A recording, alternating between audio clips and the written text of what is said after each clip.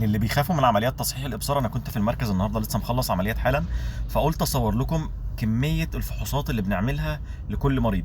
كل مريض ممكن نعمل له 4 فحوصات لكل عين عشان نستبعد الناس اللي ما ينفعلهمش العمليه ونحدد نوع العمليه المناسب بدقه.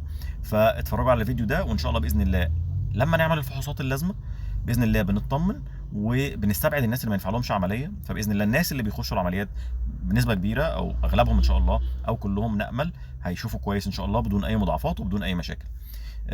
نقطة تانية، يعني احنا المركز الوحيد اللي بيمتاز بكل هذه الفحوصات. اغلب المراكز بيبقى عندهم جهاز او جهازين بحد اقصى. السلام عليكم ورحمة الله وبركاته. احنا النهارده في وحدة الفحوصات في مركز كلير فيجن. شايفين الغرفة فيها كمية لا بأس بها من الفحوصات. اول حاجة احنا بنعملها او من الفحوصات المهمة فحص البنتا كام، وده الفحص اللي بيبين لي قوه وتماسك القرنيه، بيبين لي القرنيه في قرنيه مخروطيه ولا لا. الجهاز الثاني وده اللي مش موجود في مصر غير بنسبه قليله قوي، وهو اسمه فحص الكورفس. وفحص الكورفس ده بيبين لي لو واحد قرنيته مثلا مشكوك فيها والبنتا كام مش حاسم للموضوع، الكورفس هيبين لي تماسك القرنيه اخباره ايه. يعني البنتا كام يقول لي القرنيه سمكها كذا بس ما يقوليش هي قويه ولا لا. الكورفس بقى بطريقه معينه ممكن نبقى نشرحها بعد كده، هيقول لي ازاي القرنيه دي نقدر ان احنا نصلح فيها النظر ولا ما نقدرش. كمان بيتنبأ لي القرنيه دي الكواليتي بتاعها بعد التصحيح هتبقى كويسه ولا معرضه للضعف.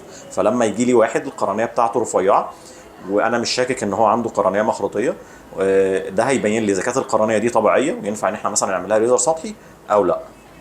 معانا بقى دلوقتي استاذ اسلام هيكمل معانا الفحوصات. كملي بقى ايه دول الفحصين دول ايه؟ ده جهاز اوربسكان.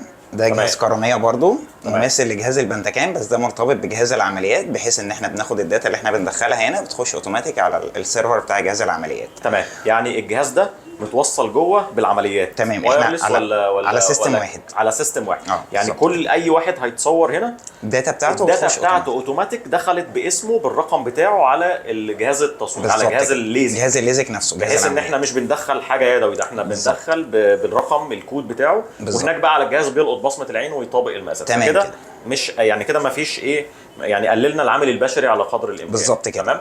الجهاز بقى بعد كده ده مهم جدا. ده جهاز زي ويف. ده تمام. احنا بناخد بيه اولا بصمه عين برضو عشان الجهاز جوه التراكر بتاع الجهاز يقدر يتبع عين العيان. تمام. وفي نفس الوقت بناخد التشوهات البصريه بتاعه العيان اللي موجوده عنده، وحجم الحدقه وحجم البيوبل بتاعه. تمام. وبناخد له برضو مقاسات او بنعاير المقاسات بتاعه الدكتور اللي بتحضر بيها العيان. تمام. بحيث ان احنا ناخد يعني حاجه ادق. تمام. يعني احنا حجم الحدقه بتاعنا مختلف الصبح من بالليل، وكمان حجم الحدقه بتاعنا مختلف من شخص للتاني.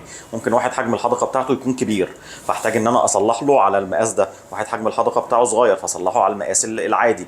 فهنعرف منين؟ هنعرف من الجهاز ده. زمان كنا بنصلح بنكتب 6.5، في ناس الحجم الحدقه بتاعها واسع. الجهاز ده بقى اللي بيبين لي حجم الحدقه، فبيقلل لي بعد كده مشكله ان الشخص يجي له مشكله في الرؤيه الليليه. كمان هو بيلقط لي حاجه اسمها التشوهات البصريه، بيحددها بالظبط عشان نقدر نصلحها لو محتاجين. زي ما حضراتكم شايفين يعني احنا عندنا 4 اجهزه، مفيش تقريبا مكان في مصر عنده كل انواع الاجهزه دي.